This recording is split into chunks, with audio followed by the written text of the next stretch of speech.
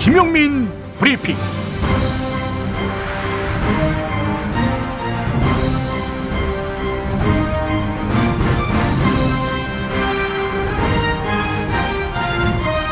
(2017년 2월 6일) 월요일입니다. 이번 주는 정말 중대고비라고 해도 과언이 아닙니다. 헌법재판소가 이번 주 대통령 박근혜의 탄핵 심판에서 대통령 비서실장을 지낸 김기춘을 증인으로 불러 신문합니다. 비선실세 최순실의 측근이었다가 돌아선 고영태 씨, 삼성 합병 과정의 비밀을 알고 있는 문형표 국민연금공단 이사장에 대한 신문도 예정돼 있습니다. 특검팀은 이재용 삼성 부회장에 대한 영장을 재청구할지 관심입니다. 지난달 19일 구속에 실패한 특검은 안종범 전 청와대 정책조정수석 수첩을 추가로 확보해 수사를 벌이고 있는데, 특히 삼성 합병 건과 관련해 삼성 측이 청와대에 도움을 요청했는지 그 여부를 규명해 다시 이재용 구속영장을 청구하겠다는 구상입니다. 게다가 이르면 이번 주말에 있을 박근혜에 대한 대면 조사도 막판 특검 수사의 하이라이트 가운데 하나입니다. 박근혜도 마냥 당하지 않겠다면서 의지를 불태우고 있지만 거부할 가능성도 있습니다. 중대한 한 주를 시작하는 김용민 브리핑 1부. 오늘은 월요 스페셜로 꾸밉니다. 1부에서는 정치 팟캐스트를 리뷰하는 시간 팟캐스트 가이드, 최동석 칼럼, 김프로이드가 여러분과 함께하고요. 2부는 관훈 나이트클럽으로 함께하겠습니다. 광고 듣고 시작합니다. 야, 너 홍어 판다 그랬지? 팔지. 근데 홍어가 진짜 그렇게 몸에 좋아? 아니 끝내준다니까. 우리 엄마 관절염인데? 홍어. 나 숙취는? 홍어. 마누라 다이어트는? 홍어. 큰이모 변비? 홍어. 작은 형 소화불량은? 홍어. 여동생 피부? 홍어. 큰 누나 주름? 홍어. 명절 때 선물은? 홍어라니까. 근데 비싸지? 열나 싸고 열나 맛있는 홍어가 있다니까. 어디? 알싸한 홍어. 네이버 검색창에 알싸한 홍어를 검색하시고 1599-6456.com 혹은 1599-6456 전화주문도 가능합니다. 하나 더, 알싸한 홍어는 진공포장 택배 배송 판매하며 직접 개발한 특제 소스를 서비스로 드립니다. 충남 금산의 넓은 인삼밭, 정성농장을 일군 농부아버지 이정열 씨. 자연은 노력한 만큼 내어준다. 그 자연의 마음을 알기에 정성농장을 더불어 일구는 아들 이성규 씨도 아버지에게 배운 것처럼 정직하고 또 성실하게.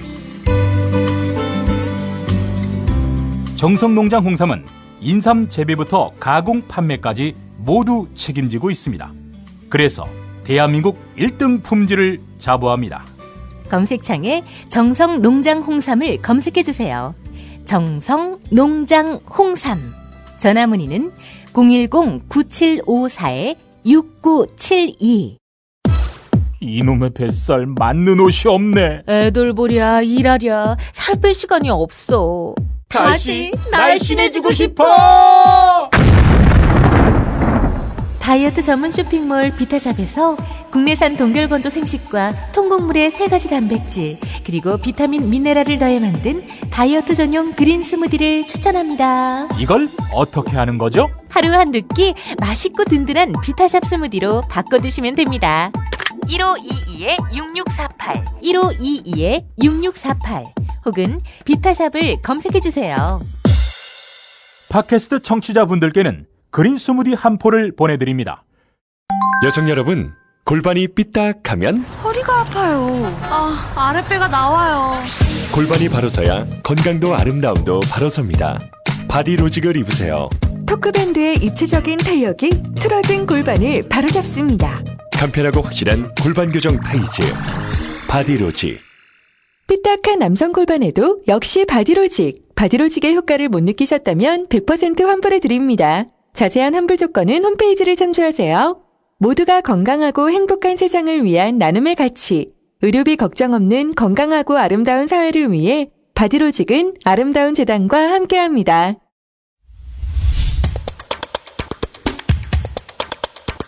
팟캐스트 리뷰로 함께합니다.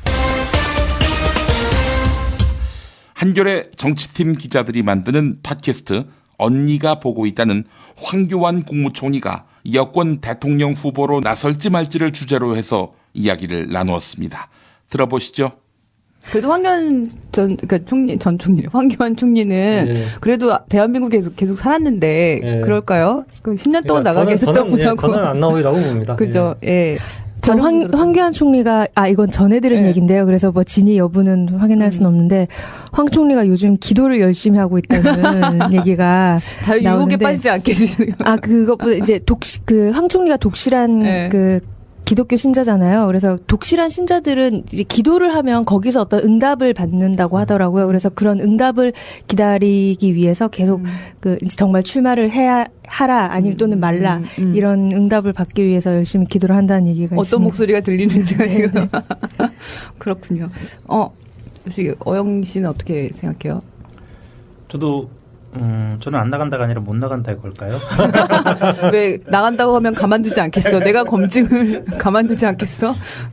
근데 저는 황교안 전 총리 전 총리가 아니죠. 벌써 전 총리가 아까 요즘 지금 황교안 대행의 변수는 이미 선수들끼리의 관심사에서 좀 멀어지고 있지 않냐라는 느낌도 들어요.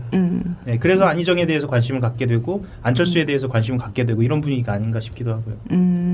근데 새누리당은 맨날 굉장히 황교안 칭찬하면서 그러고 있잖아요. 네.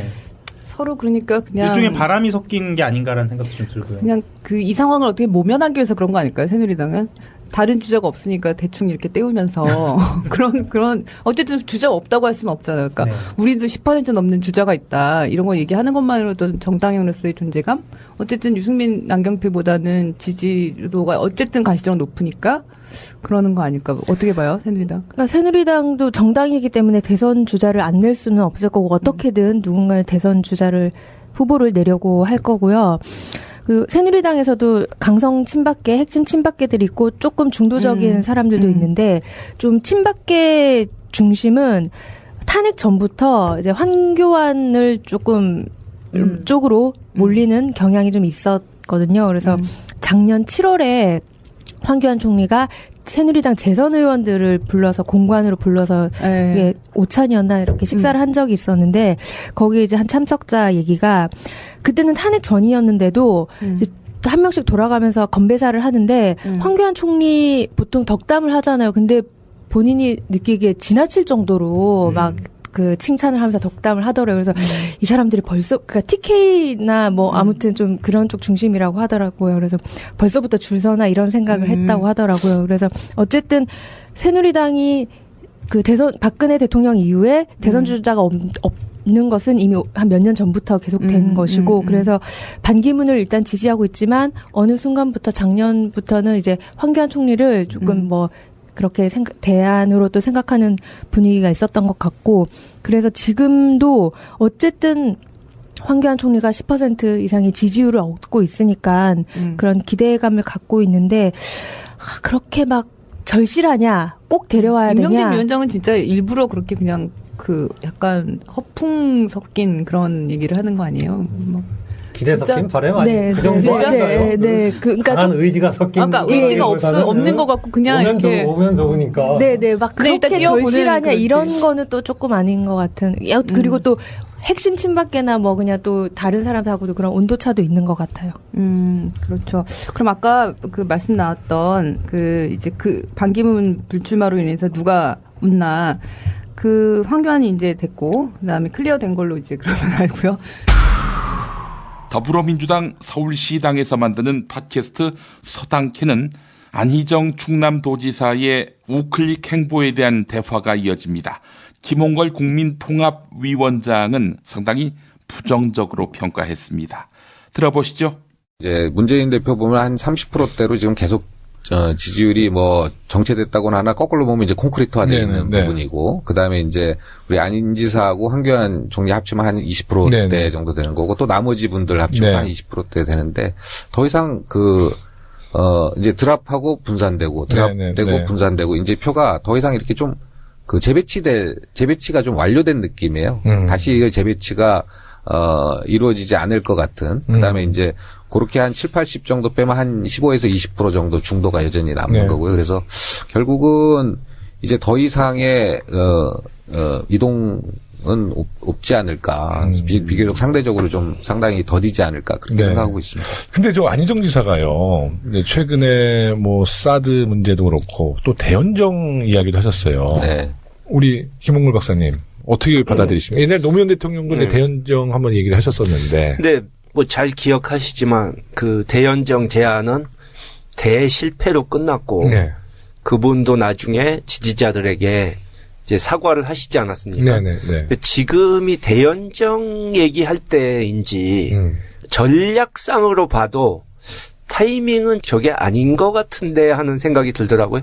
그러니까 무슨 소리냐면 반기문 총장 낙마 후에 지지율이 오른 건 맞는데 이제 그 중도층에서 온 지지자들은 또 언제 떠나갈지 모르는 거고 우리 당 경선에 얼마나 참여할지 알 수가 없는 건데 일단 우리 당 당원과 지지자들이 모인 경선에서는 일단 좀 선명성을 보여주고 요즘 또 시대 정신이 이제 구시대의 구악을 적폐를 청산하자 이거이기 때문에 그 부분을 확실하게 말씀을 하시기 전에 대연정이다 화합이다 이렇게 말씀을 하시면은 그게 지지자들 가슴에 와 닿을지 그러니까 옳고 그런 걸 떠나서 전략상으로도 지금 할 때가 아니고 보통 어느 나라 선거에서나 경선은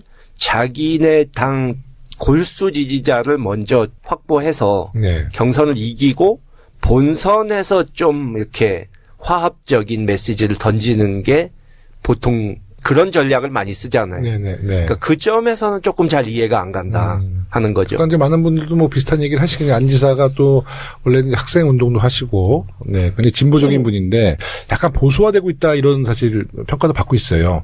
우리 박주민 의원님은 이 안 지사의 최근에 이제 대연정 발언이 좀 그 대선 후보로서 좀 안정감을 주기 위한 대선 전략이냐 아니면 안 지사의 정치 철학의 문제냐 어떻게 받아들이십니까?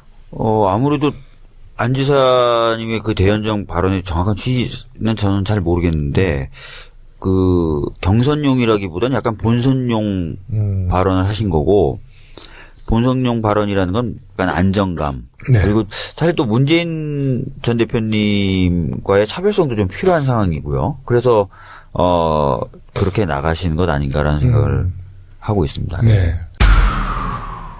국민의 관심사 가운데 하나가 특검 수사의 방향입니다. 미디어 협동조합이 만드는 팟캐스트 박원석 최민희의 민정당에서는 보도된 것 그 이상으로 박근혜 일당의 범죄가 증거로서 확보됐다. 이런 내용이 있습니다. 들어보시죠. 지금 언론을 통해서 알려진 게 이 사건 실체의 10%도 되지 않을 거다라는 얘기가 특검 쪽에서 나오고 있고 백서를 준비한다 그래요. 특검 마무리할 때. 그리고 지금 이 유재경 미얀마 이 대사 요건이 그동안에 안 알려지고 있다가 설 연휴 지나면서 갑자기 보도가 됐어요. 이게 안정범 업무수첩에서 나온 얘기거든요. 뭐 미얀마 아그레망 뭐 이런 게 발견돼가지고 박근혜가 불러준 대로 썼다는 거 아닙니까? 근데 안정범 업무수첩이 17건으로 알려져 있지 않습니까? 근데 그게 아니랍니다. 추가로 한 30개 정도를 더 제출했다는 설이 있어요. 그 새로 제출한 거에 이 미얀마 대사건이 들어가 있는 겁니다. 그래서 그 새로 증거로 제출된 업무수첩에 대한 수사가 지금 시작이 된 것 같고, 들리는 그 분위기는 최순실이 특검을 잘못 건드렸다. 그래서 아마 진짜 개 털리듯이 다 털릴 거다. 이런 분위기가 있어요. 왜냐면 특검 조사받으러 나온 거 거부하다가 뭐 체포영장 발부해가지고 나오니까는 뭐 샤우팅하고 이게 좀 사실은 잘못 건드려 놓은 그런 분위기고. 그래서 지금 이제 박근혜, 우병우 둘 남겨놓고 있지 않습니까? 그래서 움직일 수 없는 그런 증거들을 포착을 해서 옥죄에 들어가서 대면 조사에서 거의 그 결정적으로 쐐기를 박으려고 지금 몰아가고 있는 듯한 느낌이 들고요. 최순실하고 그러니까 김기춘 빼놓고는 특검에 출두해서 자기가 아는 걸 다 불고 가는 분위기랍니다, 지금. 심지어 그 정호성이 마저도.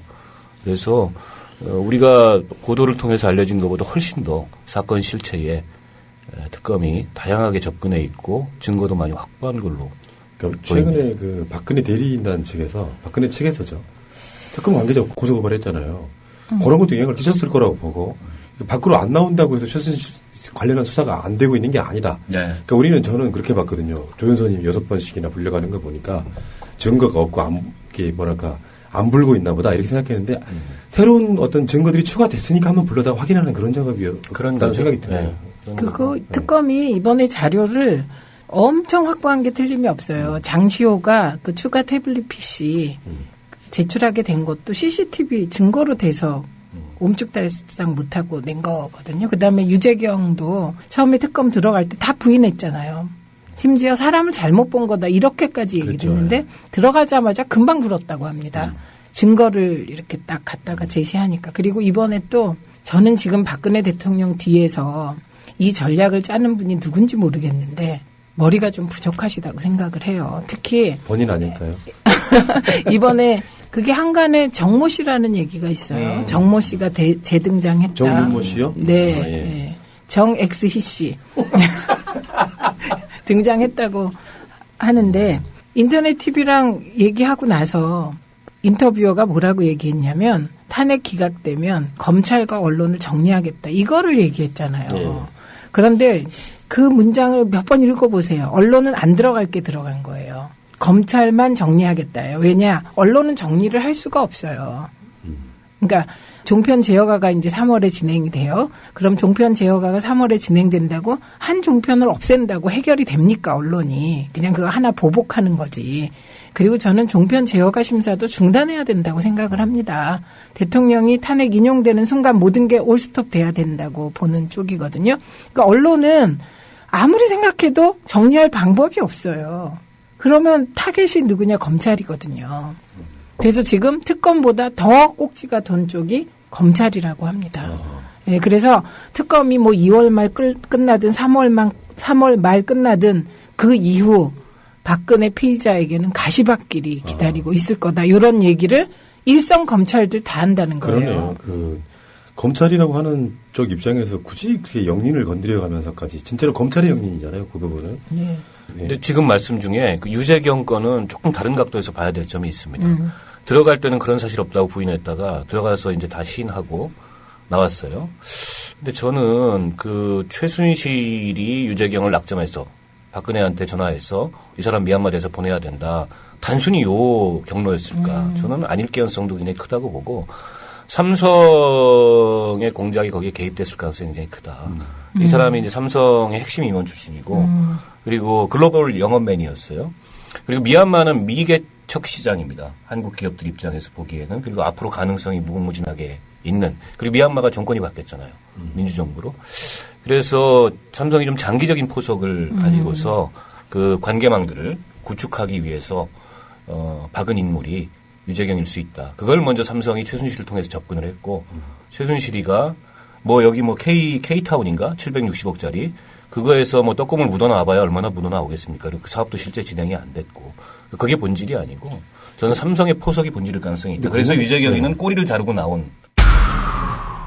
박근혜 진영의 대응이 예사롭지 않다. 상당히 조직적이다. 이런 지적이 있습니다.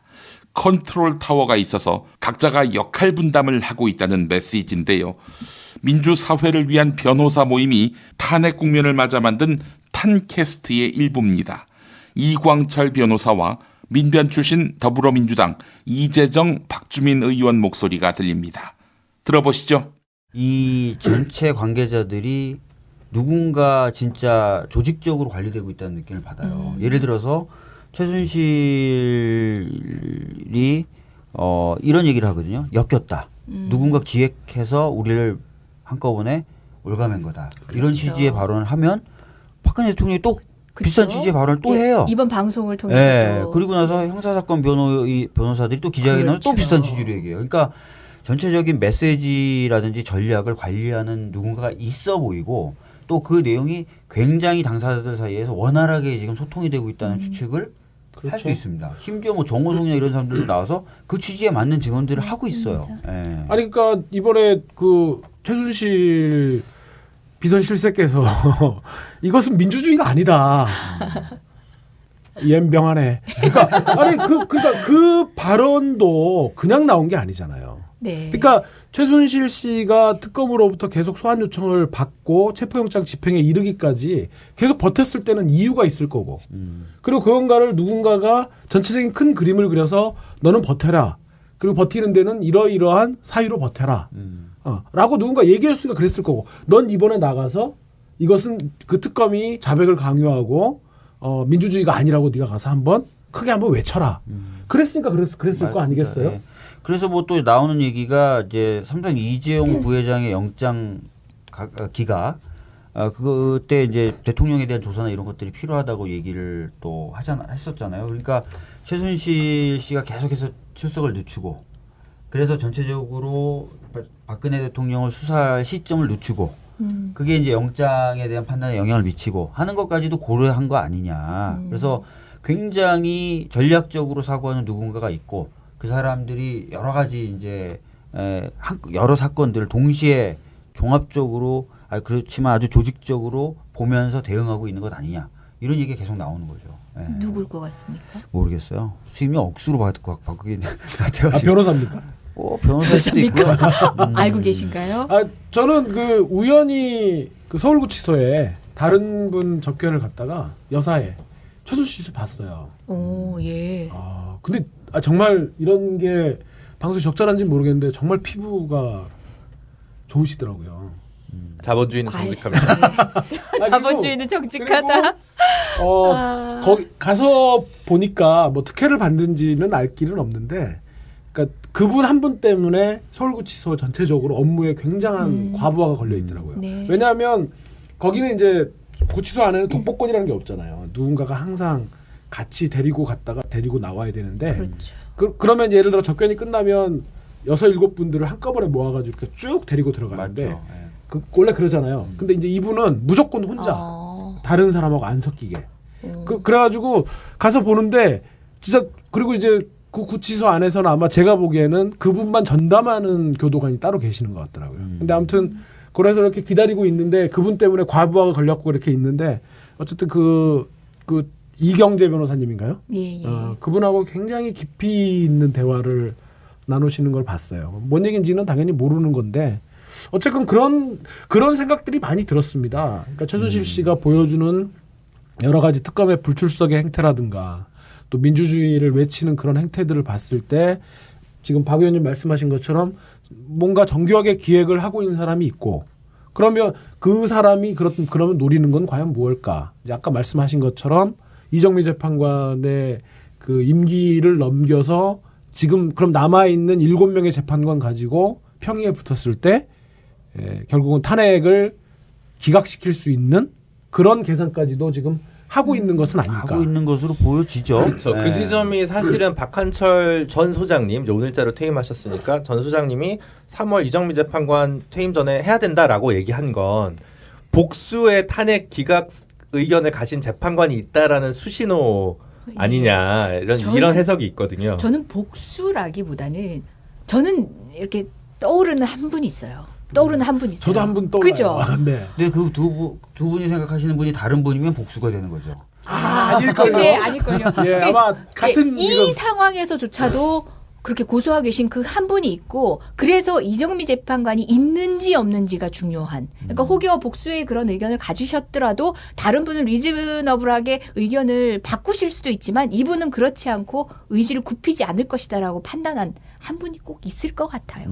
저는 사실 2-3분 정도는 그러니까 이 상황에서도, 그러니까 냉정하게 봤을 때 아마도 탄핵 결정이, 국회 탄핵이 통과되던 날은 아마 인용 의견을 가졌다가 최근에 예를 들어서 태극기 집회라든지 이런 최근에 조성되어지는 정세를 보면서 저는 제가 생각하는 그 2-3분은 생각을 바꾸지는 않았을까 하는 걱정이 솔직히 있어요. 그래서 지금 보면 대리인 측도 지연 전략만 쓰는 게 아니라요. 다른 전략도 쓰고 있는데, 첫 번째는 고영태 같이 내부 고발자들에 대한, 그러니까 메시지를 공격하는 게 아니라 메신저를 공격하는 전략을 쓰고 있고요. 현재에 나와서. 예를 들어서 뭐 고영태가 돈을 노리고 최순실을 협박한 적이 있었다느니 막 이런 얘기들을 굉장히 장황하게 신문을 하고요. 그리고 이제 또 하나가 이제 방금 말씀하셨던 것처럼 바깥쪽에서는 소위 말하는 태극기 집회 이러면서 뭔가 좀 사회적 분위기가 바뀌고 있다. 이런 메시지를 또 주려고 시도한 듯한 느낌을 또 받게 되고요. 그래서 이런 전략들이 또 복합적으로 지금 쓰이고 있는 것 아닌가라는 생각이 들어요. 사실 초반에만 하더라도 전략이 없는 거 아닌가, 변호인단 구성이 왜 저런가 생각했는데 최근에는 바람직하진 않지만, 그러니까 박근혜 대통령을 과연 위한 것인가를 생각해 보면, 그러니까 정치적인 역사적인 평가의 부분까지 합쳐서 전략적이지 않다는 생각은 들지만, 바른 전략은 아니라고 생각하지만 최근에는 굉장히 일사불란해졌다는 생각은 들어요. 저 그 서석구 변호사 같은 경우에 굉장히 뜬금없잖아요.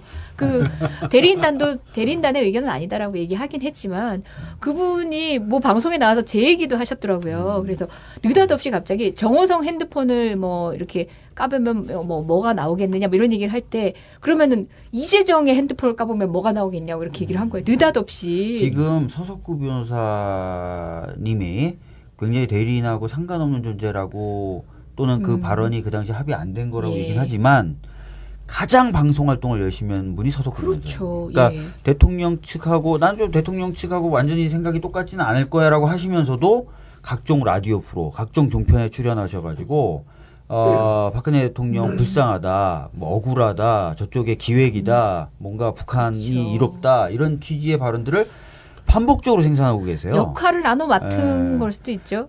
그래서 이제 그것도 제가 보기에는 처음에는 와 뜬금없다라는 느낌을 받았는데, 계속해서 이분이 방송 활동을 하시고 나서 동일한 취지의 메시지를 내보내시는 걸 봤을 때는 또 어떻게 보면 역할 분담상의 역할을 수행하는 것이다. 야, 김창회, 이 새끼 어디 갔어? 이병 김창호. 야, 너 임마 저번에 애니메이션 보라고 존만인가 그거 가르쳐줘서 내가 다 찾아봤는데 안 나오던데. 존만이가 아니라 존바라라고요. 좀비 할 때 좀, 바보 할 때 바. 존바라라고? 유튜브에 존바라 TV 구독이요, 구독. 정권 교체를 함께 염원하는 판촉물 쇼핑몰 네피알. 기념품, 답례품, 기왕이면 네피알로 인터넷 검색창에 입력하시거나 032-519-4800으로 전화하세요. 카카오톡 아이디는 네피알. 현대인의 몸에 있는 독, 어떻게 치유할까요? 아로니아라는 열매에 강력한 효과가 있습니다. 검색창에서 장봉근 아로니아를 찾으시고 1522-1194로 하시면 됩니다. 김구의 이름으로, 김대중의 이름으로, 노무현의 이름으로 정의로운 나라 함께 만들어 가겠습니까? 이재명의 언어와 철학을 말한다.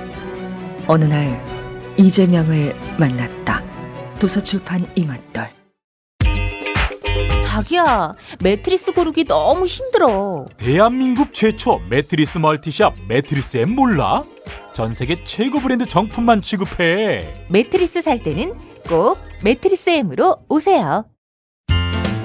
살이 꽉 찬 데다가 맛까지 끝내줘. 일본 바이어들이 환장하며 찾는다는 최고급 러시아 냉동 대게. 네이버 카페 대게 직거래 장터에 들어오셔서 선택하세요. 1644-9047.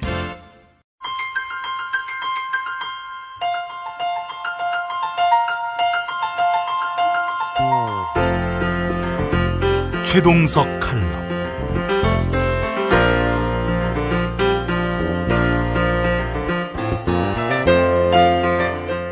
안녕하십니까, 최동석입니다. 지난 칼럼에서 예고했던 직접 민주주의의 실제적 효과가 무엇인지는 다음으로 미루고 오늘은 제4차 산업혁명과 관련된 얘기를 하려고 합니다. 요즘 편싸움이 시작된 것 같습니다. 너는 누구 편이냐고 단도직입적으로 묻는 사람도 있습니다. 저더러 누구를 지지하느냐고 묻는 사람에서부터 진보 쪽이냐 보수 쪽이냐를 묻는 사람도 있습니다. 좌파냐 우파냐를 묻기도 합니다. 심지어 내 강의를 들은 어떤 젊은이는 귓속말로 선생님은 공산주의자인가요? 라고 묻기도 했습니다. 저는 그 질문을 잘못 알아들었습니다. 우리가 보기에 너무나 이상적인 게르마 모델을 설명했기 때문에 공상주의자냐고 묻는 줄 착각했습니다. 그래서 나는 공상주의자가 아니라 현실주의자라고 말해 주었습니다. 저는 이 세상에서 가장 실용적인 학문인 경영학을 공부한 사람입니다. 그 중에서도 인사조직론을 전공했으니 얼마나 현실적이겠습니까? 그리고 얼마나 실용적이겠습니까? 모든 학문이 다 그렇겠지만 인사조직론은 조직 현실에서 활용되지 않으면 전혀 쓸모없는 학문이 됩니다. 그러니까 인사조직론도 학문인 이상 우리 현실에서 높은 생산성과 창의성을 발휘할 수 있게 하는 기본 철학이 무엇인지 이해해야 합니다. 이 세상을 이해하는 모든 근본은 철학에서부터 시작하니까요. 인간이란 무엇인가? 그런 인간들이 모인 집단이란 무엇인가? 이것은 인사조직론의 가장 기본적인 질문입니다. 이런 질문에 답변할 수 있어야 합니다. 그 튼튼한 철학적 사유 위에다가 방법론을 쌓아 올려야 합니다. 그 방법론을 실현할 수 있는 구체적인 수단들도 만들어내야 하는 것이 인사조직론입니다. 인사조직론은 허황된 이론으로는 먹힐 수 없습니다. 그러나 우리나라에서 가르치는 인사조직론의 대부분은 인간을 인적 자원으로 간주합니다. 미국의 주류 경영학회가 쓰던 퍼스넬이라는 인사 개념을 휴먼 리소스라는 인적 자원 개념으로 바꾸었습니다. 인간이 인적 자원으로 바뀌었기 때문에 인간의 존엄성이라는 관념 자체가 삭제되었습니다. 우리나라 인사조직론에서는 인간의 존엄성이 삭제된 개념을 아무런 비판 없이 그대로 받아들였습니다. 아주 멍청한 짓을 한 것입니다. 인간을 존엄한 존재로 보지 않기로 결정한 것이죠. 인사조직론에서조차 인간의 존엄성이 무시되고 있는데 나라가 어떻게 헬 아메리카 또는 헬 조선이 되지 않겠습니까? 인간에 대한 철학적 성찰이 근본적으로 잘못되었다는 것입니다. 그래서 인간이란 무엇인가의 철학적 성찰에서 시작해야 합니다. 이런 성찰 위에 조직 개념을 세우고 경영의 튼튼한 방법론을 구성해야 합니다. 그래서 조직에서 높은 생산성과 창의성을 발휘하는 철학과 방법론과 수단들은 지극히 현실적이어야 하며 사실 부합성과 인간 부합성을 가지고 있어야 합니다.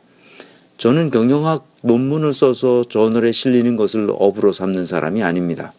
실무에서 활용되지 않으면 안 되는 현실적인 철학과 경영 이론을 가르칩니다.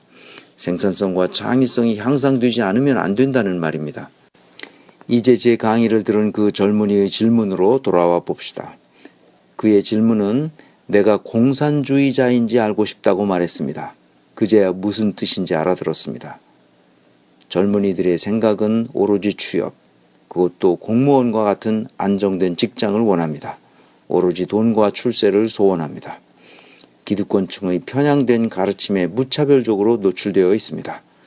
기득권층과 다른 생각을 가지면 블랙리스트를 만들어 억압하고 종북 좌빨로 몰아버리는 상황에 처했습니다.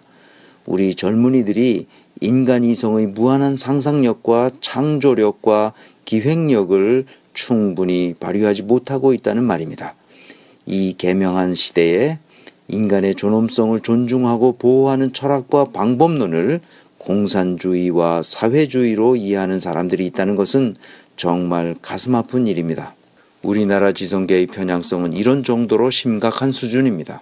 인간의 존엄성이 보장되는 사회 구조와 시스템과 프로세스를 어떻게 설계해야 하는지 가르치는 사람을 공산주의자이거나 아니면 공산주의자라고 생각할 수 있다니 참으로 어처구니 없는 상황입니다. 툭탁하면 좌빨이라고 낙인을 찍고 종북 세력이라고 불러대는 저 사악한 정신세계는 그냥 어느 날 갑자기 생겨난 것이 아닙니다.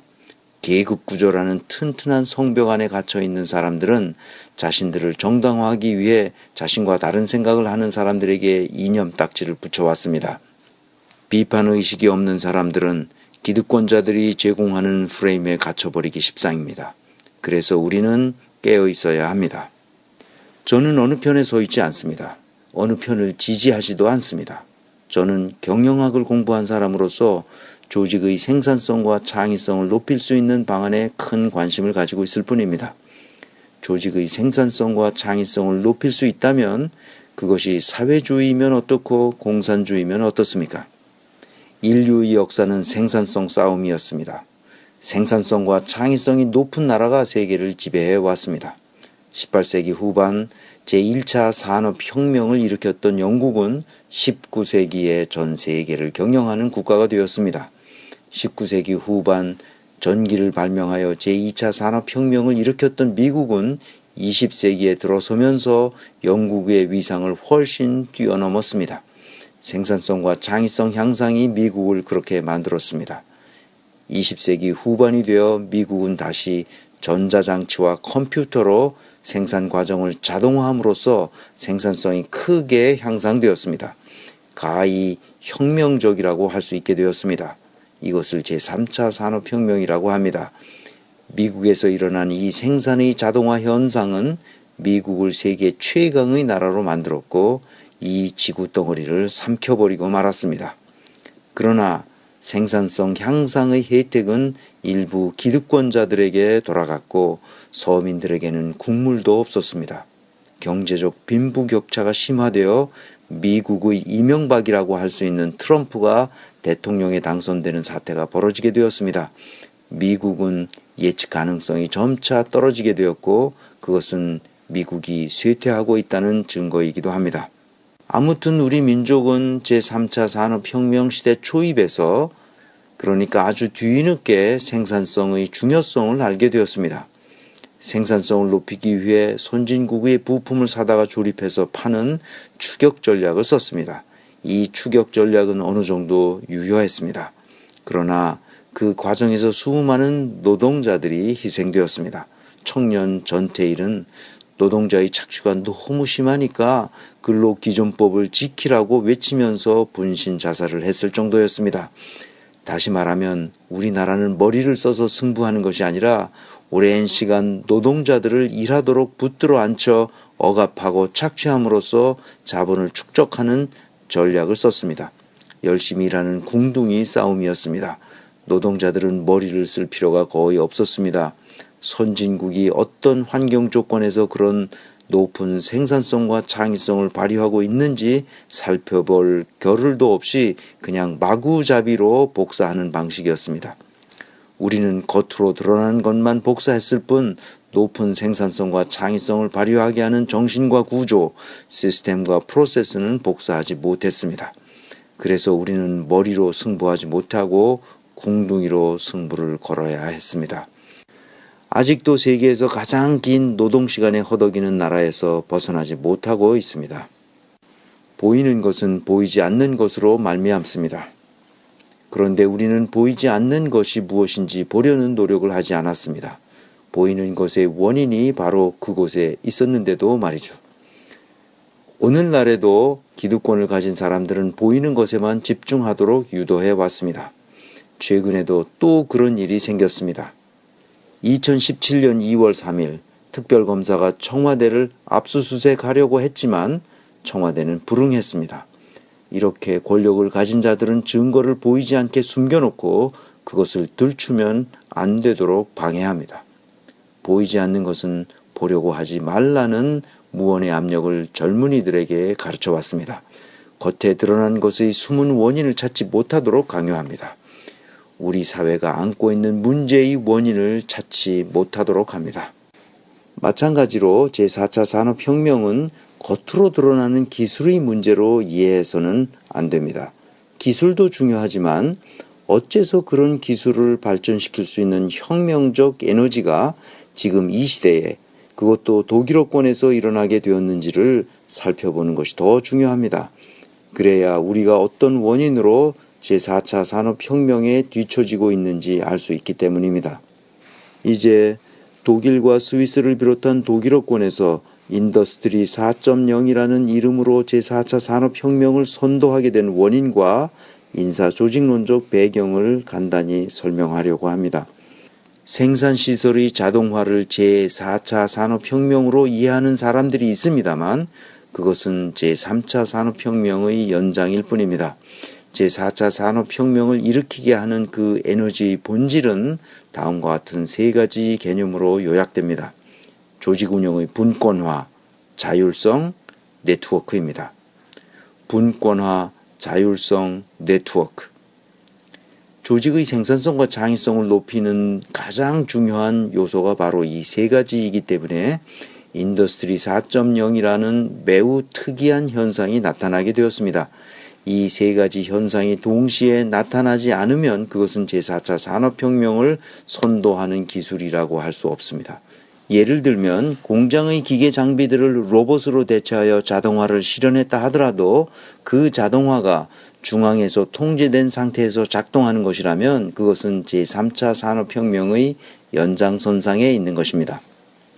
제4차 산업혁명은 분권화, 자율성, 네트워킹 개념이 작동함으로써 완전히 다른 세계를 지향합니다.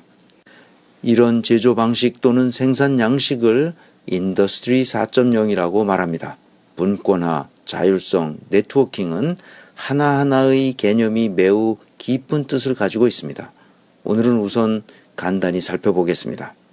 첫째, 분권화입니다. 디센트럴라이제이션이라고 합니다. 탈중앙화라고 번역하는 사람들이 있는데 저는 중앙에서 벗어나거나 탈피하는 것이 아니라 중앙에 집중되어 있는 권한과 권력을 각 구성원들 모두에게 분산시킨다는 의미로서 분권화가 더 적합한 번역이라고 생각합니다. 아무튼 분권화는 모든 구성원들이 각각 다른 것에 의존하지 않는 독립된 주체가 된다는 뜻입니다. 그러나 불행하게도 우리는 분권화된 조직이나 사회에서 살아본 경험이 없습니다. 언제나 누군가의 지배와 통제 속에서 살아왔기 때문입니다. 분권화된 조직 형태를 이해하기 쉽지 않습니다. 분권화되지 않은 상황에서는 개인이 자신의 재능을 마음껏 발현할 수 없기 때문에 생산성과 창의성을 생각할 겨를이 없습니다. 지금까지의 노동 현장을 봅시다.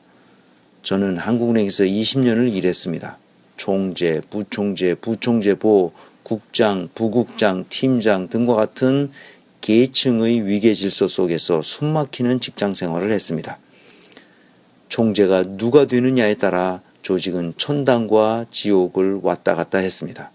이런 위계 질서를 시스템적으로 개혁하려고 했지만 역부족이었습니다. 피라미드형 계급 구조가 아닌 네트워크형 수평 구조로 조직이 운영될 수 있다는 사실 자체를 이해하는 사람들도 많지 않았기 때문입니다. 어디 한국은행뿐이겠습니까? 우리나라는 온통 그런 피라미드형 계급 구조와 위계 질서로 조직이 운영됩니다. 이것을 허물어야 합니다. 이 계급 구조를 어떻게 허물어뜨릴 수 있는지에 대해서는 이 칼럼 시리즈에서 계속 다룰 예정입니다. 둘째, 자율성 개념을 봅시다. 자율성은 매우 엄중한 개념입니다. 자율성은 인간의 존엄성을 보장하는 근본 개념으로서 칸트의 철학에 기초하고 있습니다. 칸트의 자율성 개념은 조금 복잡해서 나중에 자세히 논의할 기회가 있겠습니다만 쉽게 말하면 누구의 명령이나 지시가 없는 상태에서 스스로 선택하고 스스로 실행하는 것을 말합니다. 그러므로 조직에서 자율성 개념이 작동하려면 명령하거나 지시하는 사람이 없어야 합니다. 스스로 생각하고 독립된 주체인 다른 구성원들과 토론하여 가장 합리적인 대안을 찾아내고 상호 합의하는 개인이 된다면 그것은 자율성을 발휘하는 상태라고 할 것입니다. 조직의 자율성이란 곧 조직 구성원들의 자율성을 말합니다. 조직 구성원들이 자율적으로 사고하고 행동할 수 없는 상태에서는 조직은 높은 생산성과 창의성을 발휘할 수 없게 됩니다.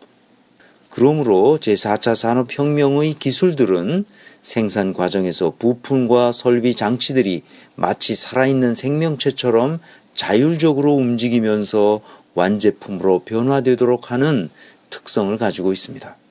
이 세상의 만물들이 모두 누구의 통제도 받지 않으면서 스스로 생각하고 행동하도록 하려는 것 같습니다. 이렇게 기술 발전으로 만물이 자율성을 갖게 되어 가는데 만물의 영장이라고 하는 인간이 오히려 명령과 통제의 대상으로 남아있다면 그것은 아주 비인간적인 상태가 될 것입니다. 지금 우리나라가 바로 그런 상태에 있습니다. 우리는 비극적이게도 자율적인 인간으로 살아가지 못하고 있습니다. 명령과 통제로 조직 구성원들이 움직이고 있기 때문입니다. 이 상태에서 벗어나야 합니다. 셋째, 네트워킹 개념을 봅시다. 네트워크란 분권화된 조직에서 자율적인 구성원들이 서로 상호작용하면서 협력하는 상태를 말합니다. 네트워크가 형성되려면 네트워크에 참여하는 구성원 개개인들이 독립된 자율적 주체가 되어야 합니다. 아울러 구성원들은 네트워크 전체를 이해하고 신뢰할 수 있어야 합니다. 그 네트워크를 통해서 유익을 얻고 다른 구성원들에게도 유익을 제공하기 때문에 상부상조하는 수평적인 상태가 됩니다. 통제하거나 명령하는 권력자가 없지만 구성원들이 자율적으로 토론하고 합의하여 집단 지성의 힘을 발휘하게 되는 상태가 네트워크입니다. 이것이 진정한 의미의 높은 생산성과 창의성을 발휘할 수 있는 조직이 됩니다. 제4차 산업혁명을 일으키는 기술들을 창조하려면 철저하게 분권화된 자율적인 네트워크 조직이 필요합니다. 국가 운영 조직도 기업도 시민단체도 가정도 그렇게 되어야 합니다. Decentralized Autonomous Networked Organization 다노의 경영 철학이 실현되어야 높은 생산성과 창의성을 발휘할 수 있는 조직으로 거듭날 수 있습니다. 독일과 스위스 같은 게르만 모형의 나라에서는 오랫동안 적어도 100수십 년에 걸친 다노의 경영 철학이 성숙해 왔기 때문에 이제 분권화 자율성 네트워킹이라는 혁명의 에너지가 분출하고 있습니다. 우리 사회가 혁명적으로 변화해야 하는 이유가 바로 여기에 있습니다. 다음 시간에는 직접민주주의와 제4차 산업혁명이 도대체 어떤 관계가 있는지 살펴보도록 하겠습니다. 지금까지 최동석 인사조직연구소장이며 아시아 연구네트워크 인사조직혁신센터장인 최동석 박사였습니다.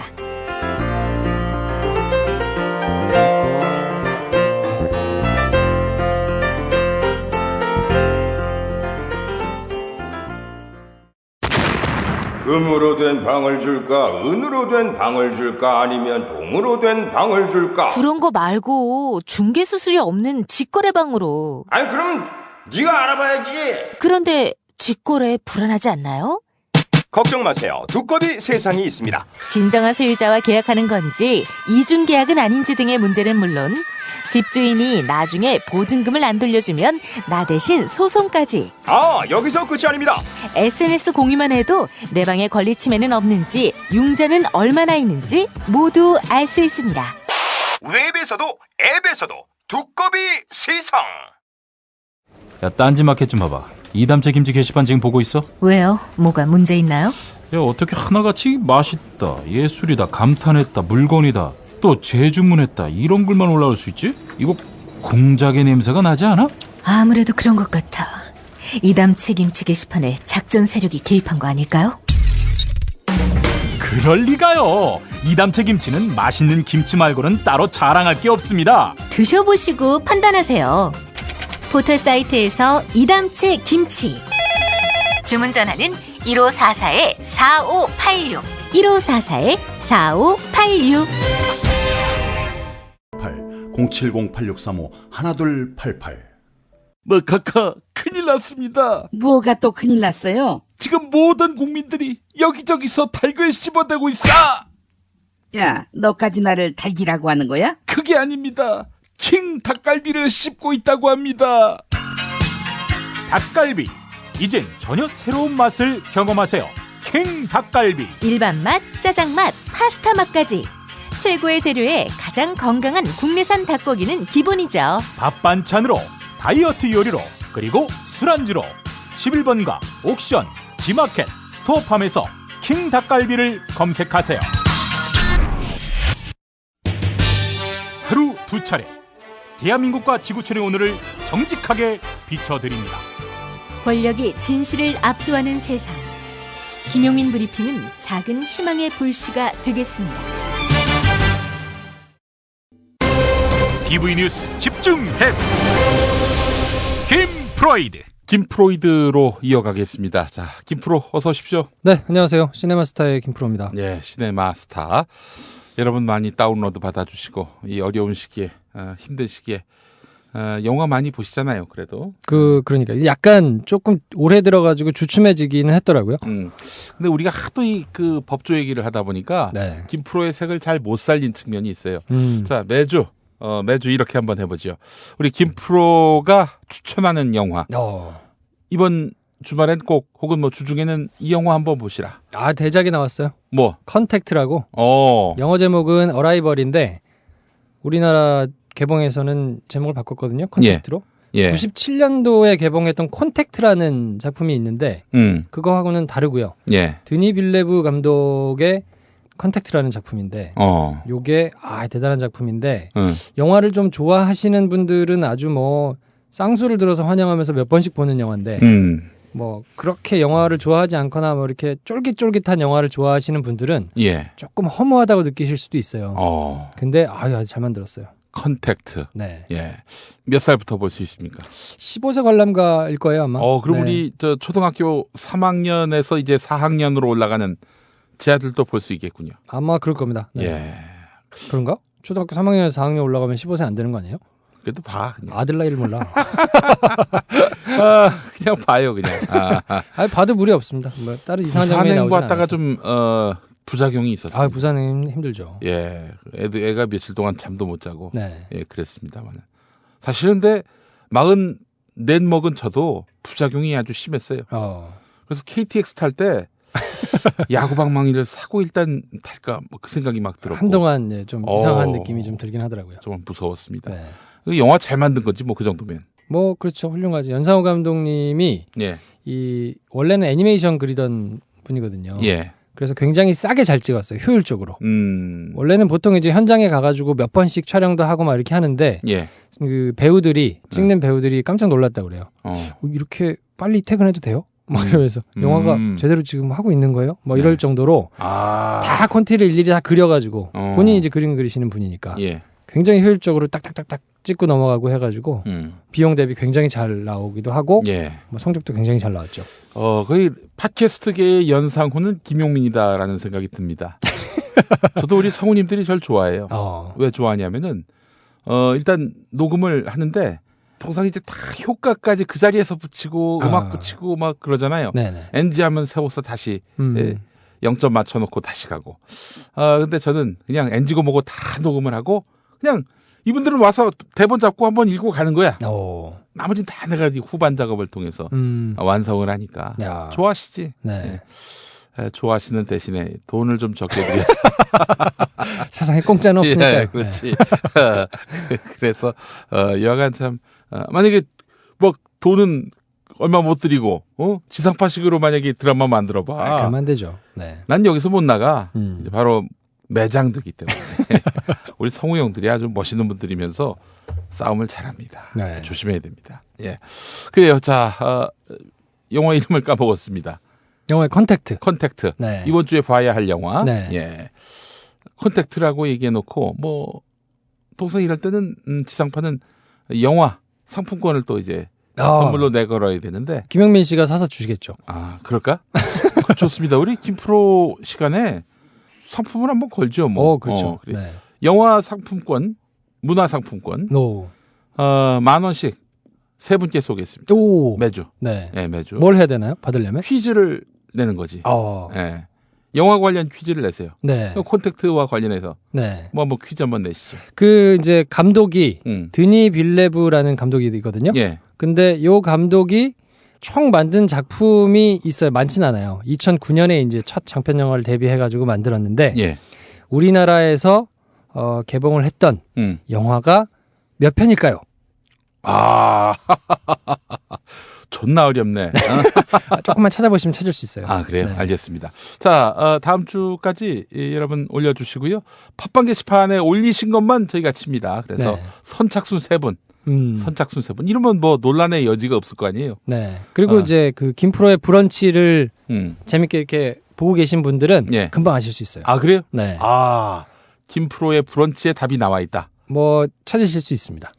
그럼 이렇게 하죠. 네. 김프로의 브런치에다가 그 영화 관련해서 포스트가 있을 거 아닙니까? 네네. 그 글에다가 댓글 다는 걸로. 그럴까요? 네. 그렇게 해서 김프로가 정답자를 골라오세요. 알겠습니다. 근데 여러분 뭐 그냥 정답만 떨렁 올리면 모르잖아요. 이메일 주소, 정답, 그리고 사연 이렇게 올리시는 걸로 하고 선착순 하지 말자. 네. 사연. 제가 뽑겠습니다. 사연. 예.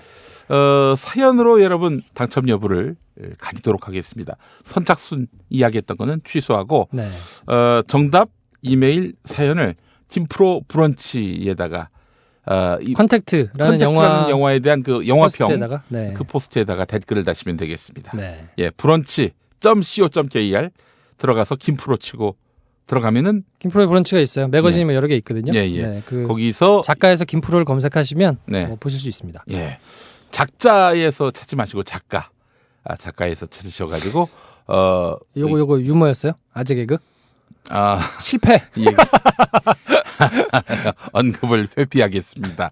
자, 김프로 그 브런치에서 컨택트 거기에 댓글로 남겨주시기 바라겠습니다. 세 분을 선정해서 저희가 문화상품권 보내드리도록 하겠습니다. 네. 예. 자, 오늘 저희가 이제 월요일로 시간을 옮겼습니다. 그렇군요. 예. 오. 월요일로 옮겨야 그래야 이제 1, 2부가 제때 올라갈 수 있으니까 관훈 나이트클럽도 역시 월요일에 올라가는 걸로 해서 네. 개편을 했습니다. 예. 더 많이 들어주시겠군요. 예, 출근하시는 길에 우리 저 김프로와 함께 하시면 좋겠습니다. 예, 자, 지난 주간은 뭐 압수수색이다 뭐다 말이 많았고요. 네. 우리가 지금 금요일에 녹음하긴 하지만 압수수색 안 되겠죠?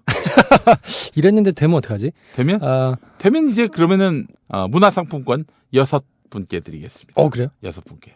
되면 10,000원짜리 6개로. 압수수색이 됐으면. 예. 그래요. 근데 안 됐으면 3만 원.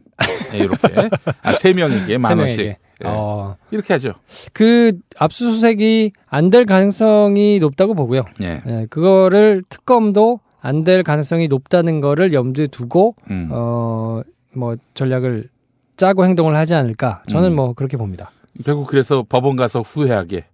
뭐 그럴 수도 있고요. 이제 압수수색 기간을 길게 받았으니까 시도 자체는 뭐 한 번으로 끝나지는 않을 것 같고 예. 왜냐하면 대면 조사 전에 어떤 식으로든 자료를 더 많이 모아놓는 게 특검 수사의 성패를 가르는 데 꽤 중요하게 작용을 하기 때문에 예. 몇 번 더 시도는 있지 않을까. 네. 그래요. 그렇게 해서 뭐 결국 안 될 게 뻔하고 뭐 한들 수사에 별 도움이 안 될 거라는 생각이 듭니다. 그래요?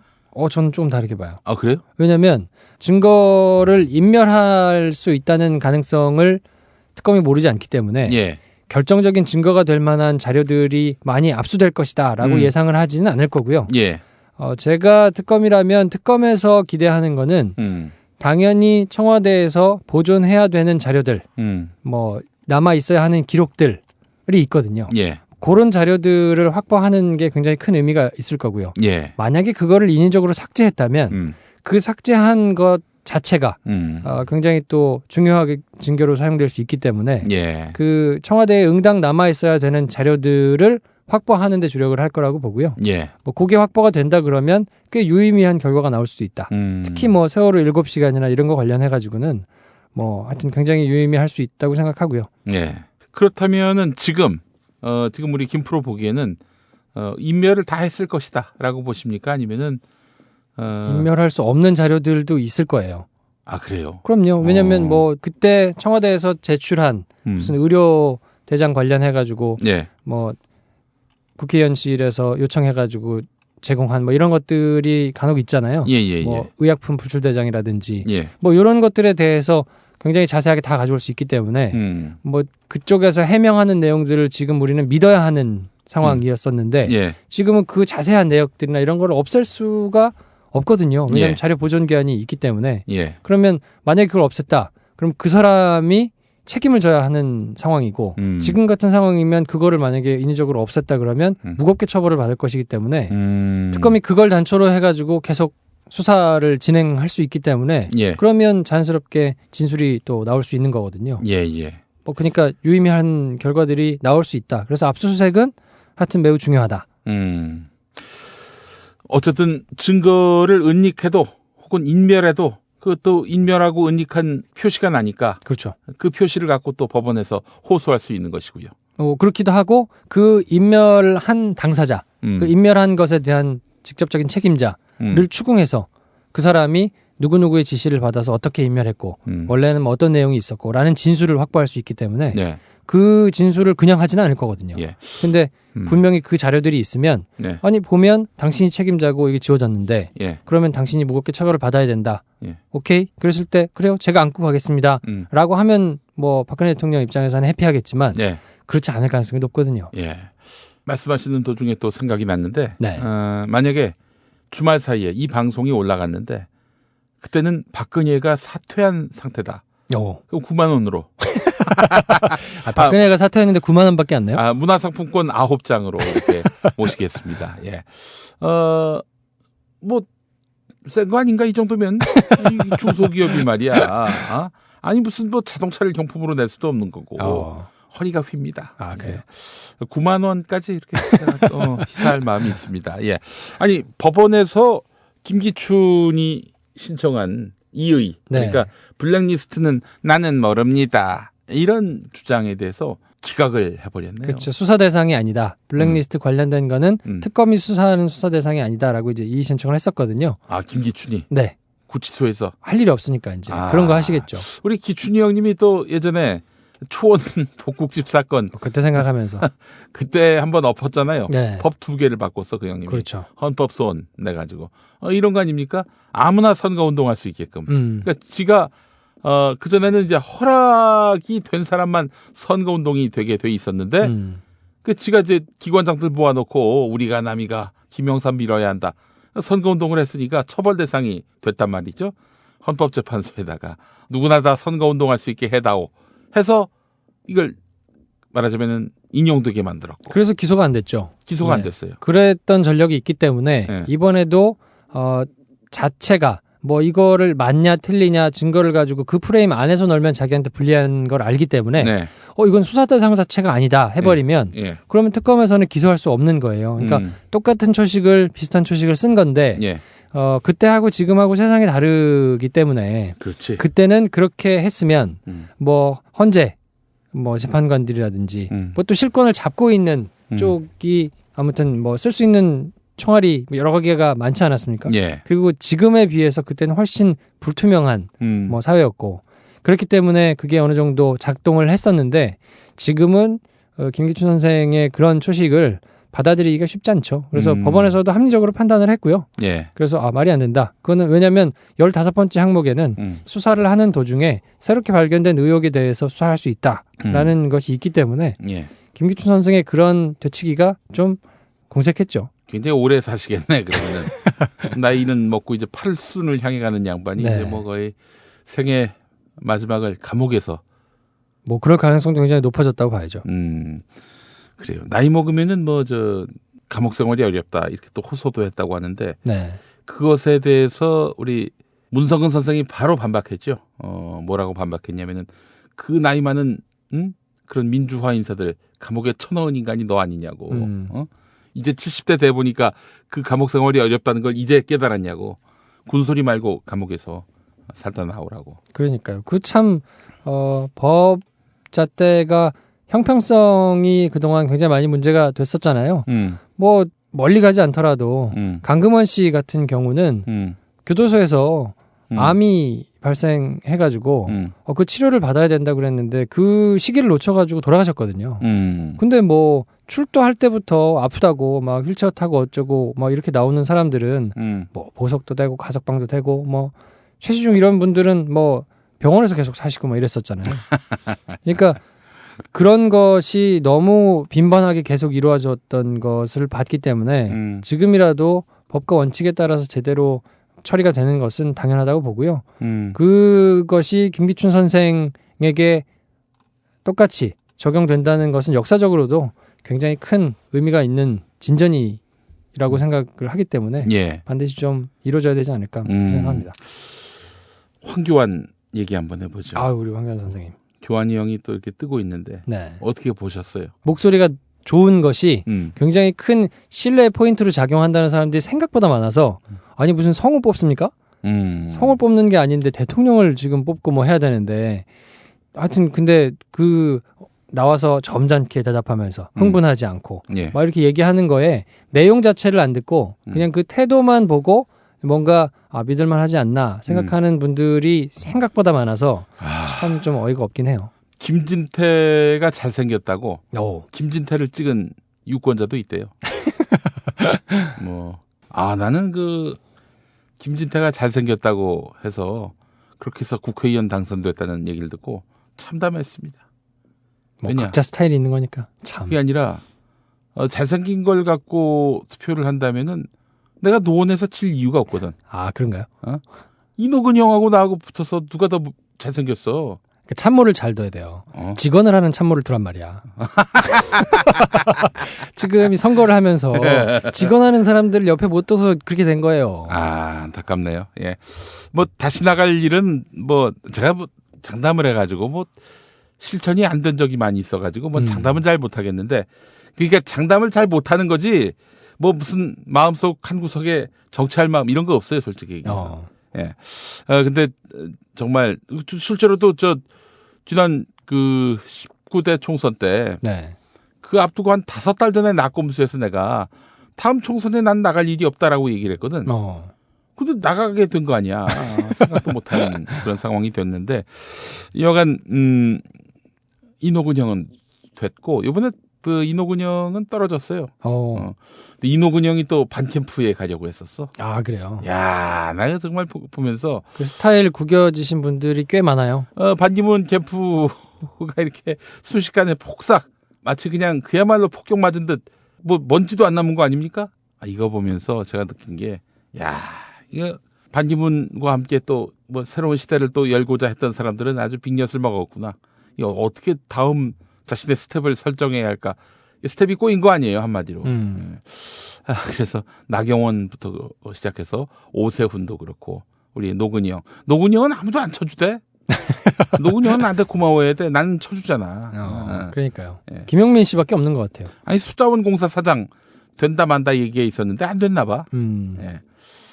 또 참 안타까운 일이고요. 자, 김진태 얘기 좀 계속 이어가 보죠. 황교안 얘기하자면서 김진태 얘기를 갑자기 그런가? 나왔어요. 둘이 별 차이가 없어서. 살균 소독 여러 번 하지 마세요. 냄새 없는 살균수 클린비아트가 안전하게 당신을 지켜줍니다. 지금 딴지마켓에서 클린비아트를 만나보거라. 인터넷으로 클린비아트를 검색하세요. 안녕하세요. 내가 중고차를 사고 파는 조광래 중고차 1800-9538 고맙습니다.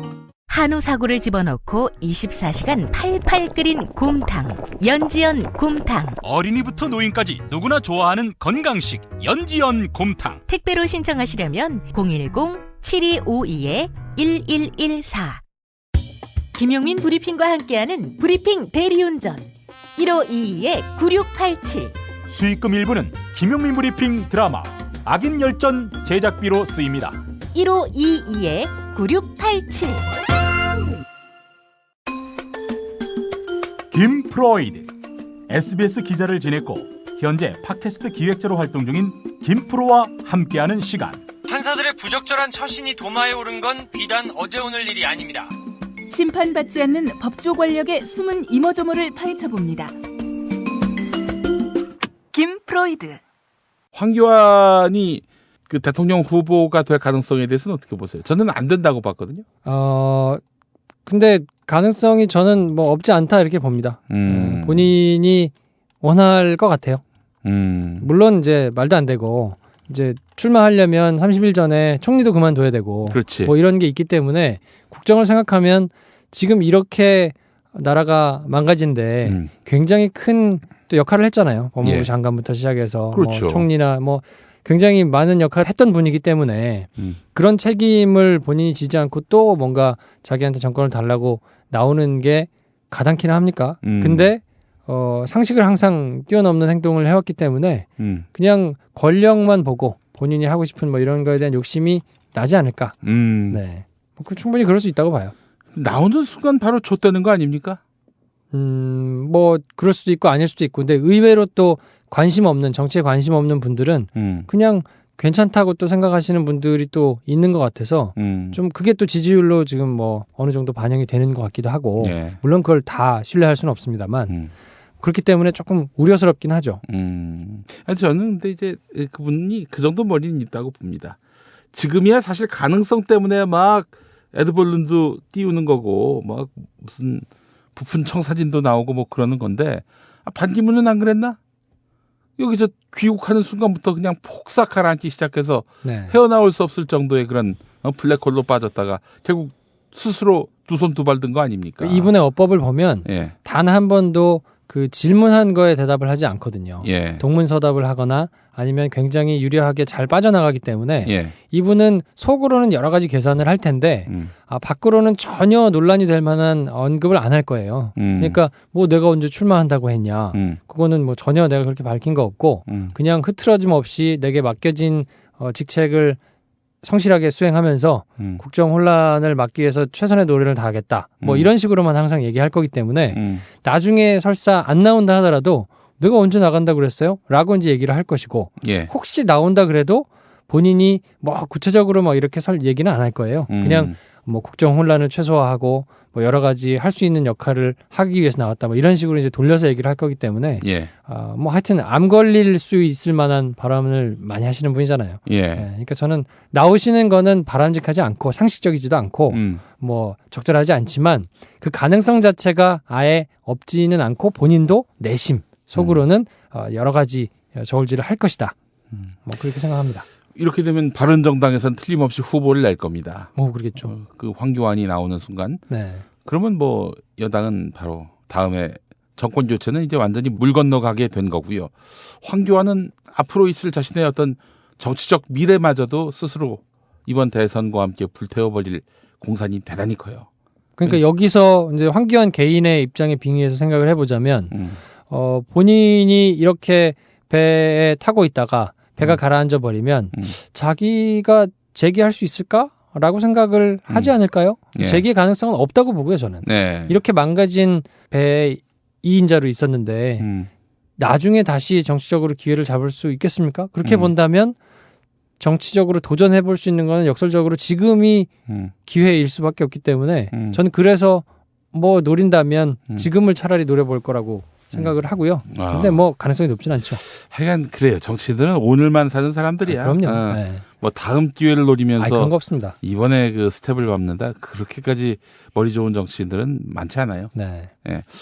황교안은 법무부 장관 시절 또 전에 검사로 있을 시절에 뭐 이렇다 할 사건이 있었습니까? 뭐 대선에 나온다면 틀림없이 당시에 그 수사했던 것과 관련해서 추궁을 받게 될 것이고. 전 가능성은 매우 낮다고 보고요. 뭐 나와봐야 반기문 짝 날 가능성이 굉장히 크다고 봐요. 예. 근데 본인은 그렇게 생각하지 않는 경우들이 많잖아요.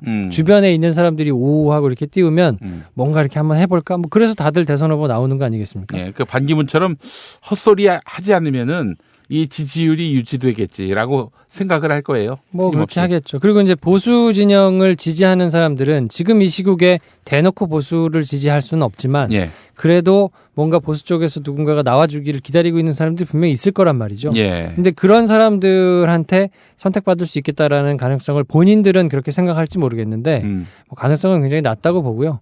근데 만약에 뭐 꾸역꾸역 우겨가지고 본인이 나온다 하더라도 문제가 될 만한 포인트들이 꽤 많아요. 뭐 당장 국정원 댓글 사건 수사만 하더라도 그때 뭐 이렇게 검찰 내부에서 그 굉장히 마찰과 갈등이 많았거든요.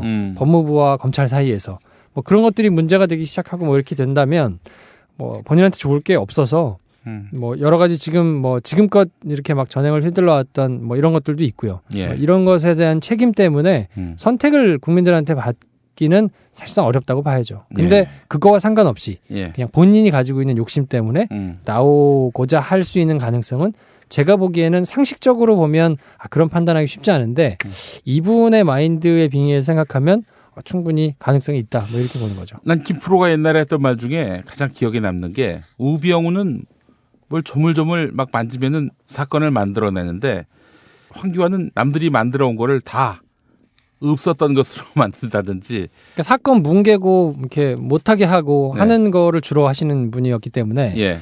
그거에 대한 불만도 많고 예. 근데 당장 힘이 있을 때는 뭐 그게 인사권을 가진 사람이 막 그렇게 움직이면 쉽지 않은 면이 있죠. 밑에서 그거를 돌파해내기가. 예. 근데 우병우는 본인이 원래 수사를 잘하는 사람이기 때문에 예.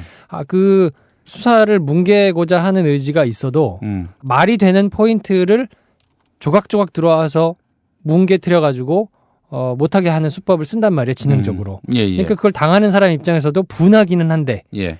이거는, 진짜 똑똑하긴 하구나, 라는 생각을 일정 부분 한단 말이죠. 예. 근데 황교안 선수는 그냥 막무가내로 뭉개기 때문에, 뭐 밑에 있는 사람들이 일면, 뭐 이렇게 그런 것도 없는 거죠. 그냥 원한만 쌓이는 거죠. 그래요.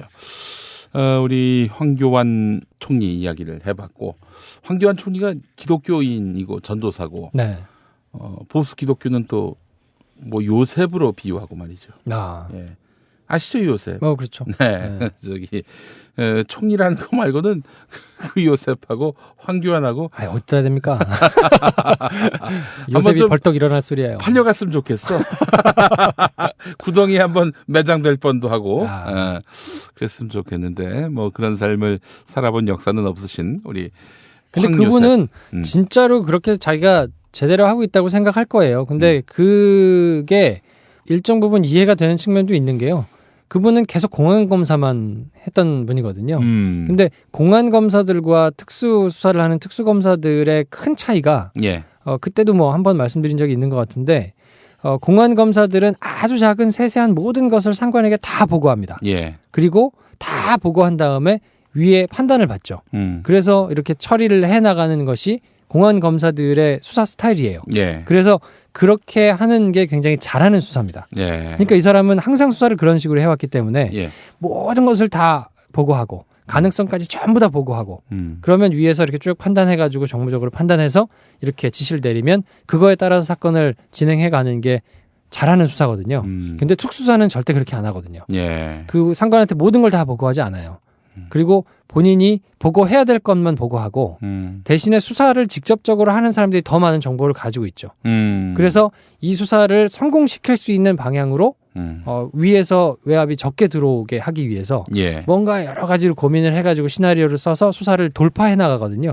그러는 과정에서 필요하면 뭐 언론사의 뭐 협조를 받기도 하고 막 이런 식으로 하기 때문에 그 공안검사 스타일을 보면 특수수사를 하는 방식이 굉장히 잘못됐다고 지적할 수 있어요. 그리고 저거는 올바로 된 수사가 아니다라고 생각할 수 있는데 그거는 결국 검찰이 하는 일 자체가 실체적인 진실을 밝히기 위해서 정의를 바로 세우기 위해서 하는 일이라면 공안검사의 스타일이 오로지 맞다라고 얘기할 수 없거든요. 근데 황교안 선생은 공안검사만 했기 때문에 그 스타일이 맞다고 주장하면서 그거를 계속 모든 수사에다가 일괄적으로 적용해서 요구해온 것이라서 본인은 억울하게 속으로는 생각할 거예요. 아니 내가 뭐 법과 원칙에 따라서 하는데 틀린 게 뭐가 있어 라고 얘기를 할 텐데 더 큰 그림으로 보자 그러면 황교안 선생이 올바르게 하고 있는 것은 아니죠. 한 6년 전에 부산의 어떤 교회에서 간증을 했어요. 황교안 씨가. 그때 했던 말을 들어보면은 김대중 정부 때 자기가 한직으로 밀려났다. 그 사법연수원 교수를 했는데 물 먹었다. 그 노무현 정부 때도 고검장 승진 때 처음에 물 먹었는데 나중에 고검장이 됐다. 이런 얘기를 하더라고. 그러면서 거기서 하나님의 은혜를 막 찾는 거예요. 자기가 그 사법연수원 교수로 간 것은 일종의 도피성으로 인도하신 하나님의 은혜다. 그리고 자기가 고검장이 된 거는 나는 능력이 없는데 하나님이 날 그 자리에 앉혔다. 이 사람은 신의 섭리를 검찰 인사에만 한정해서 보는 거야. 그게 그 사람의 세계니까 그런 것 같아요. 그 승진이 그러니까 그 사람의 그 사고 방식에서 모든 것인 거죠. 모든 것인 거예요. 올싱이 되는 거야. 법과 원칙을 세우고 검찰이 원래 이 민주주의 국가에서 준사법부가 가지는 역할 그리고 그것을 제대로 수행했을 때 전체 사회가 어떻게 되는가 뭐 이런 거에 좀 더 관심이 있었다 그러면 그거에 맞춰서 자기 행동을 이렇게 수정하고 했을 텐데 오로지 그냥 검찰 조직에서 잘 나가고 본인이 인사상으로 굉장히 잘 되는 것에 모든 것을 기준을 두면 뭐 지금같이 되는 거죠. 그래요. 자, 김진태 어떻게 될 것 같아요? 춘천지검에서 수사를 해가지고 불기소됐어요. 뭐 선거법 적용이 안 된다. 근데 과장된 내용을 갖고 선거 때 휴대폰 문자로 뿌렸다는 게 이제 죄목이죠. 근데 이제 그 지검에서 조사를 받을 때는 그 여러 가지 가능성을 두고 이렇게 됐었는데 아무래도 이제 그때 수사가 진행될 당시에는 뭐 박근혜 대통령이 꽉 잡고 있을 때였기 때문에 여지가 없었다고 봐야 하고요. 그래서 또 김진태 의원이 뭐 조목조목 국민들이 보기에는 말이 안 되는 주장들을 많이 했지만 정권 입장에서 보면 얼마나 고마운 얘기들을 많이 했습니까 그동안. 뭐 말도 안 되는 사건이 일어날 때마다 무슨 간첩 조작 사건이 있을 때는 막 민변이 무슨 북한과 내통하는 것 같다고 뭐 이런 얘기하고 지금도 뭐 탄핵되면 안 된다고 뭐 태극기 앞에 가가지고 이렇게 얘기하고 하는 거 보면 정권 입장에서는 되게 고마운 얘기들을 막 혼자 열심히 해주잖아요. 예. 지금 친박들 다 도망갔는데. 근데 친박이 한참 세가 아주 강하게 있을 때 그때 이제 검찰에서 조사를 했는데 그때는 이제 무혐의 처분을 받았어요. 예. 근데 이걸 법원에서 이렇게 불기소했다고 하더라도 법원에서 직권으로 이거는 기소해야 된다라고 결정을 하는 경우들이 있거든요. 예. 근데 그 사례가 된 거예요. 그래서 법원이 보고 이 사안은 문제가 있어서 다퉈봐야 될 것 같은데요. 라고 이제 제동을 건 것이기 때문에 예. 법원이 그렇게 결정하면 이제 기소가 돼서 어쨌든 다퉈야 되고요. 그래서 100만 원 이상의 벌금형 이상을 받으면 의원직을 박탈당하게 되는데 뭐 그게 확정될 때까지 시간이 좀 걸리기는 하겠지만 의원직을 박탈당할 가능성도 꽤 있다고 봐야 된다. 뭐 저는 개인적으로 그렇게 봅니다. 아 그렇군요. 세게 나올 것 같다. 법원의 그 앞으로의 재판도. 아니 그냥 지금 어쨌든 검찰 차원에서 기소를 안 하면 이게 법원 가서 다 터지지를 않으니까 이게 뭐 유죄냐 무죄냐를 따질 필요가 없어서 이제 그렇게 정리가 된 건데 예. 이제 법원이 직권으로 이거는 유죄인지 무죄인지를 따져봐야 된다라고 결정을 했기 때문에 예. 그렇게 해놓고 의원직을 유지할 수 있는 벌금 80만 원 뭐 이런 거를 때릴 것이냐 저는 그 가능성은 좀 낮다고 보고요. 예. 사안 자체가 문제가 되기 때문에 이거는 기소를 해야 됩니다라고 법원이 판단을 한 거여서 그렇게 돼서 이제 법원에서 쭉 재판을 받다 보면 당연히 뭐 실형이 아니더라도 100만 원 이상의 벌금형이 나올 거라고 저는 예상을 하고요. 그게 뭐 대법원에서 확정이 되면 당연히 뭐 의원직이 박탈이 되겠죠. 근데 저는 의원직 박탈이 될 가능성이 상당히 높을 걸로 예상합니다. 알겠습니다. 의원직 박탈이 된다. 그러면 정말 그거는 뭐 박근혜의 그 탄핵만큼은 아니더라도 여간 아주 기쁜 일입니다. 그럼 또 이제 뭐 사법부 타령하겠죠. 뭐 정치적으로 보복을 받았느니 무슨 정치적으로 탄압을 받았니 뭐 이런 얘기 할 텐데 니들이 그 사법부의 혜택을 받을 때는 언제고 이제 와서 딴 소리냐. 야, 몇 명이나 바뀌었는데 거기서. 그러니까 시간은 아마 한참 걸릴 거예요. 대법원에서 확정이 될 때까지는 의원직이 계속 유지가 되거든요. 예. 그러니까 이제 뭐 시간이 좀 걸리겠지만 저는 대법원에서 확정돼서 의원직 박탈될 가능성이 상당히 높지 않을까 뭐 그렇게 예상합니다. 예, 알겠습니다. 그러면 우리 진태영은 이제 진 속이 복잡하실 거예요. 양난이 되겠네요. 네. 지금 말은 못하고 표현은 못해도 지금 똥줄이 탈 겁니다. 우리 진태영이 그 아호가 생겼어요. 그래요? 시민들이 만들어준 겁니다. 춘천 망신 김진태. 예, 제 고향이라서 또 춘천이 아주 각별합니다. 또 어디서 저런 괴물이 나타나가지고 참 답답했는데 그래도 법원이 이렇게 상식적이고 합리적인 판단을 하게 돼서 너무나 다행스럽게 생각합니다. 예, 그래요. 오늘 김프로와 또 즐거운 시간 함께했고요.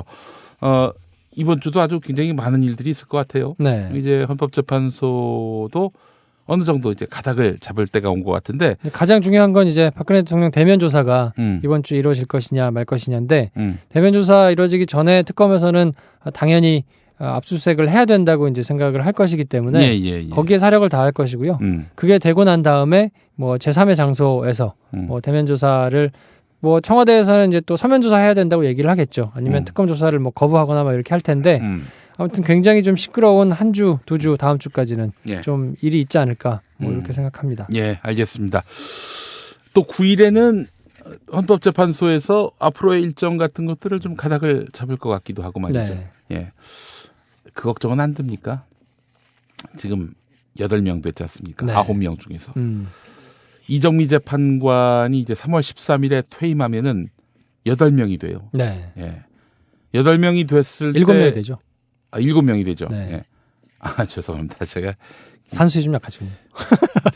평일에 산수를 공부해가지고 주말엔 좀 약합니다. 예. 그 7명이 남게 되면은 어떻게 되는 겁니까? 그러면 이제 그 6인 이상 찬성을 해야 되니까 이게 가능성이 굉장히 위험해지죠. 만약에 헌법재판관이 어디 사고를 당하셔가지고 좀 다치거나 뭐 이러셔가지고 심리를 할 수 없다. 그래서 뭐 재판에 참여할 수 없다. 이렇게 돼버리면 6명이 한 명만 반대하거나 하더라도 이거 탄핵 자체가 무효가 될 수 있는 거거든요. 그러니까 좀 이런 상황을 걱정해야 되나 싶은 생각까지 들기는 하는데 항상 뭐 상식을 뛰어넘는 일이 벌어져 왔기 때문에 지난 몇 달 동안 좀 헌법재판관 분들께서 좀 잘 이렇게 안 다치시고 정말 좀 초법적이고 초상식적인 일들이 많이 벌어지고 있는 걸 보면은 역시 지금 우리가 접하고 있는 정권은 악귀의 다름 아니다 이런 생각이 듭니다. 자, 김프로와 함께한 시간이었습니다. 자, 김프로 오늘은 노래 한 곡 소개해 주시고 마무리하죠. 네, 오늘 이제 데이브 니어의 노래를 한 곡 이제 띄워드리고 마무리를 할 텐데요. 너무 피곤하잖아요. 너무 좀 말도 안 되는 일들이 좀 많았어가지고 사람들이 좀 심신이 많이 지쳐 있다. 그래서 좀 위로하는 노래를 했으면 좋겠다. 그래서 데이브 니어가 내가 너를 위로하겠다. 내가 너를 위로하겠다. 네. 그래서 이제 부제로는 상처보다 깊은 사랑. 네. 전에 기름장어의 꿈이란 노래. 그 민물장어의 꿈을 패러디한 겁니까? 뭐 그렇겠죠. 큰 노래 만들었는데 그 노래도 무의미하게 됐습니다. 그러니까요. 저기 황교안 관련한 노래 하나 만들죠. 뭐 하여튼 제가 두드러기로 하나 부탁을 드리도록 하겠습니다. 자, 김프로 수고하셨고요. 시네마스터 여러분 많이 사랑해 주시기 바랍니다. 네, 시네마스터와 브런치에서 뵙겠습니다. 김용민 브리핑과 함께한 시간 어떠셨어요? 다음 시간에도 보다 바르고 알차며 즐거운 정보로 여러분을 찾아가겠습니다. 팟캐스트 포털 팟빵에서 다운로드하기, 구독하기, 별점 주기, 댓글 달기로 응원해주세요. 잊지 마세요. 다운로드하기, 구독하기, 별점 주기, 댓글 달기.